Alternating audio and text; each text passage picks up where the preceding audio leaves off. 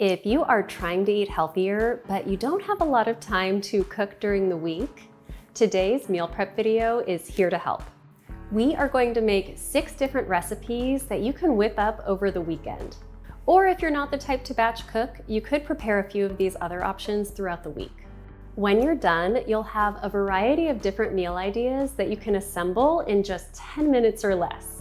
This will make breakfast, lunch, dinner, and snacks a little easier for the next few days. You can find the printable recipes and a shopping list for everything you see in this video in the description below. Now, when you're meal prepping several things at once, it's best if you can start with the recipes that have the longest cook time. Once those things are going, you can multitask and prepare some other recipes while you wait for those to finish. Today, I'm going to start with 2 recipes that you can bake in the oven. First is our breakfast recipe, which is apple-baked oatmeal. This sliceable oatmeal is easy to reheat for a fast morning and has tender pieces of apples and cinnamon in each bite. To get started, preheat your oven to 375 degrees Fahrenheit and lightly grease an 8-inch square baking dish with oil.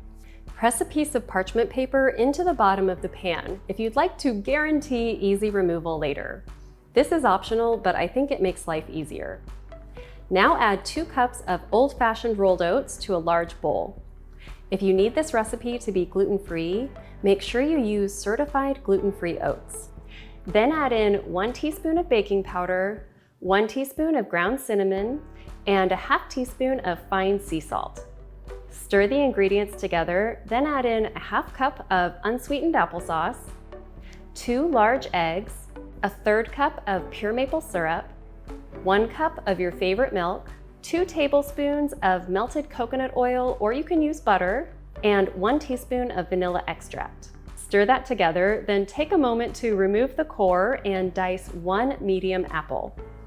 I'm using a cosmic apple today because they were on sale at the grocery store, but you can use any other variety of apple that you like. Once the apple has been diced, add it to the oat mixture, and at this point you can add any other mix-ins you like. I'm adding a 1/4 cup of raisins today because they pair really well with these flavors. Transfer the mixture to the prepared pan and spread it out evenly.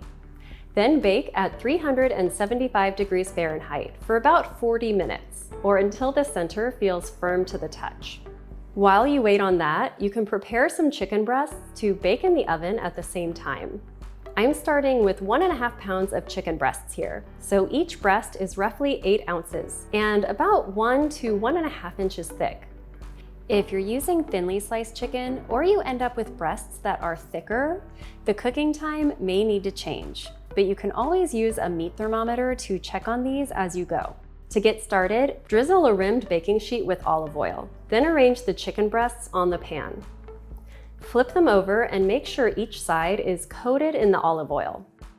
Then wash your hands and make a quick seasoning blend for the chicken. In a small bowl, combine 3/4 teaspoon of fine sea salt and a 1/4 teaspoon each of paprika, garlic powder, and ground black pepper. Stir that together, then sprinkle half of this mixture over the top of the chicken breasts. Then flip them over and use the rest of the seasoning on the other side.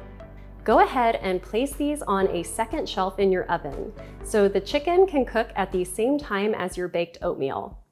I normally cook chicken at 400 degrees Fahrenheit, but this temperature will work so we can cook 2 things at once. If you have a second timer, set it for about 22 minutes if you're cooking 8-ounce chicken breasts. Larger chicken breasts could need a few minutes more after that. We're going to move right along to our next recipe, which is a chickpea noodle soup. You can enjoy this for lunch or dinner, and it's a great source of fiber and vegetarian protein. To get started, chop 1 yellow onion.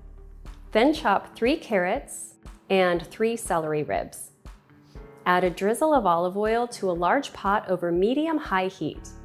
Then saute those aromatic veggies until they start to soften, which should take about 8 minutes. While you wait on that, open a can of chickpeas, then drain and rinse those well. I'm going to set these aside for a moment. Next, add in 2 minced garlic cloves, 1 teaspoon of dried thyme, and 1 tablespoon of tamari, which is a gluten-free soy sauce that helps to add an umami flavor. Stir that briefly, then add in 8 cups of water. In theory, you could use 2 quarts of veggie broth here, but using water instead helps you control the flavor and makes this recipe more affordable, so I recommend trying my way first. Now add in those drained chickpeas and 8 ounces of short pasta. I'm using chickpea pasta to keep this recipe gluten-free and higher in protein. Season with 2 teaspoons of fine sea salt and a half teaspoon of ground black pepper. Then bring the liquid to a boil. Once it's boiling, lower the heat to a simmer and cook this uncovered for 10 to 15 minutes or until the pasta is tender. Then you can adjust the seasoning to taste. I'm going to add another half teaspoon of salt. This soup is ready to eat right away, but you can also set it aside to cool so you can store it for easy meals this week. If you don't think you'll eat all of this in 1 week, you can also freeze a couple of portions for up to 3 months. Now, before we move on, let's check on the things in the oven.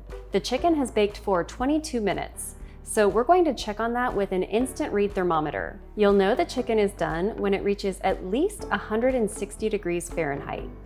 As it rests on the pan, it should reach a safe internal temperature of 165 degrees Fahrenheit thanks to carryover cooking. You can always place these back in the oven for 5 more minutes if you need to.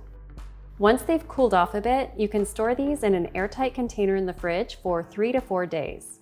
When the timer goes off for your baked oatmeal, let it cool for at least 15 minutes. If I were serving this for brunch, I'd cut it into 9 squares. But since I'm making this for a meal prep breakfast, I'm going to cut it into 6 larger slices so it's more filling. You can eat this cold or warm it up in the microwave for about 30 seconds. Serve it with Greek yogurt for a lower sugar apple pie flavor. There's one more thing to cook on the stovetop if you'd like to go ahead and knock it out now, and that is a batch of quinoa. But you could also do this later in the week depending on what you plan on eating. You can add this to salads and bowls this week for extra plant-based protein. But since we have some extra carrots and celery to use up from that soup recipe, I'm going to turn this into quinoa fried rice. The first step for cooking quinoa is rinsing it in a fine mesh strainer. This will help to remove any bitter flavor. Add the rinsed quinoa to a saucepan and cover it with 1.5 cups of water for every 1 cup of dry quinoa that you plan on cooking. You'll get about 3 cups of cooked quinoa from 1 cup of dry quinoa. So feel free to double or triple this recipe if you want to have extra on hand this week. Bring the liquid to a boil over high heat. Then lower the heat to a gentle simmer and cover the pot with a lid. Let the quinoa cook covered for 10 minutes. Then remove it from the heat, but leave that lid on for 5 more minutes. Once that time has passed, you can remove the lid and fluff it with a fork. To turn this into quinoa fried rice, dice 1 small yellow onion, 3 to 4 carrots, and 3 celery ribs. You can use any other veggies you like here, but I'm trying to use the things that I already have in my fridge.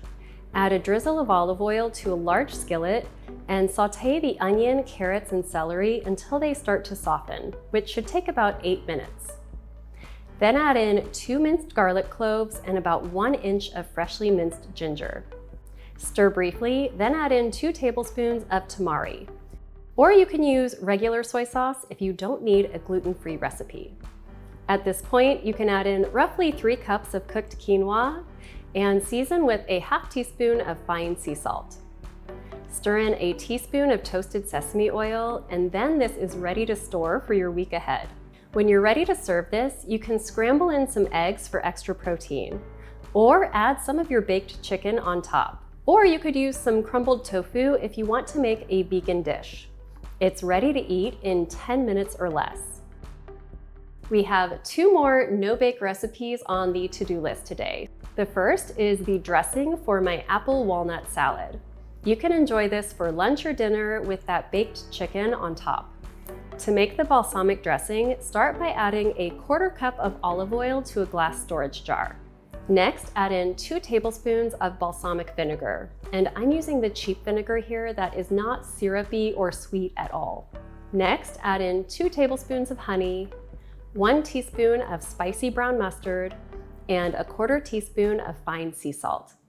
Stir that together until it looks smooth. Then it's ready to store in the fridge.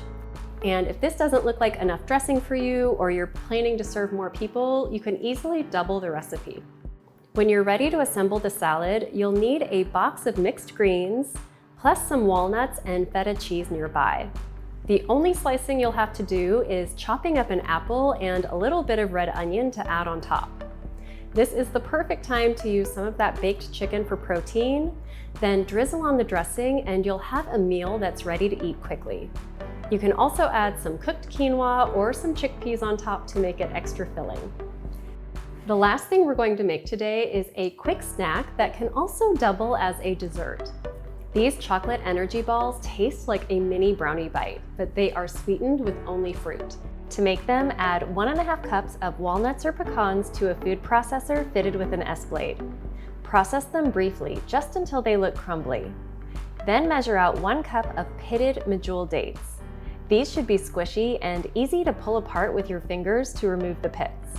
Add those to the food processor, along with 3 tablespoons of cacao or cocoa powder, a pinch of salt, and today I'm adding a 1/2 teaspoon of peppermint extract to make these have a mint chocolate flavor. If you're not a fan of mint, you can also swap this for 1 teaspoon of vanilla extract instead.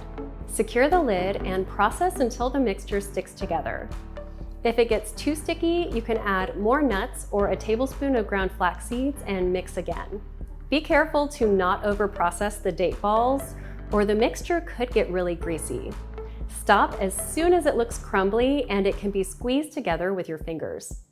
Use a tablespoon or cookie scoop to scoop the dough and roll it between your hands. Repeat the process with the remaining mixture, placing the balls on a parchment-lined plate as you go. Let these chill in the fridge for about 20 minutes, just so they won't stick together in a big clump. Then store them in an airtight container for your week ahead. I hope this quick meal prep video will have you eating better this week. And if you enjoyed it, let me know in the comments below, and maybe we'll do another one in the future.